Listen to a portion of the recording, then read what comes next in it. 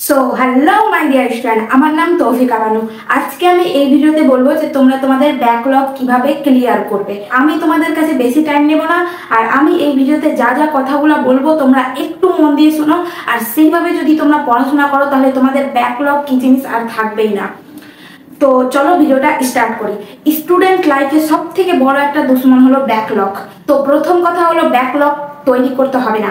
যতই প্রবলেম হোক না কেন, তুমি সেই দিনকার পড়া সেই দিনই পড়ে শেষ করবে, তারপরে ঘুমাতে যাবে। কোনো মতেই ব্যাকলগ তৈরি করা যাবে না।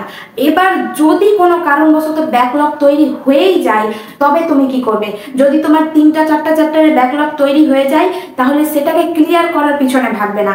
তুমি 3টা চ্যাপ্টার পড়ে তুমি ব্যাকলগটা তোমার ক্লিয়ার করলে, আবার নতুন করে 4টা বা 3টা চ্যাপ্টারের তোমার ব্যাকলগ তৈরি হয়ে যাবে। তুমি সেটাকে পড়ে ক্লিয়ার করবে, আবার তৈরি হয়ে যাবে। তো তুমি এইভাবে সারা বছর কি ব্যাকলগ কি ক্লিয়ার করতে থাকবে? এবার তুমি যে ব্যাকলগ সারা বছরই ধরো ক্লিয়ার করতে থাকলে, তখন কি হবে? তোমার টেস্টে ভালো রেজাল্ট হবে না, তুমি ডিমোটিভেট হতে লাগবে, তোমার সেলফ কনফিডেন্স ইনক্রিজ হবে না। তো ব্যাকলগ প্রথমত তৈরি করা যাবে না। যদি কোনো কারণবশত তৈরি হয়েই যায়, তাহলে সেটাকে ক্লিয়ার করার পিছনে ভাববে না। কি করবে না, যদি তোমার ব্যাকলগ তৈরি হয়ে যায়, তাহলে সেটাকে হোল্ড করবে। মানে তোমার ধরো 4টা বা 5টা চ্যাপ্টারের ব্যাকলগ তৈরি হয়ে গেছে, তো তুমি সেটাকে সেখানে রেখে দিবে। আর তোমার স্কুলের, টিউশনের বা তুমি যদি অনলাইন থেকে পড়ো, তাহলে সেই স্যারদের সাথে সাথে চলবে। ঠিক আছে? তখন কি হবে? তোমার টেস্টেও ভালো রেজাল্ট হবে। তোমার টেস্টে যখন ভালো রেজাল্ট হবে, তোমার কনফিডেন্স ইনক্রিজ হবে, তুমি ডিমোটিভেট আর হবে না।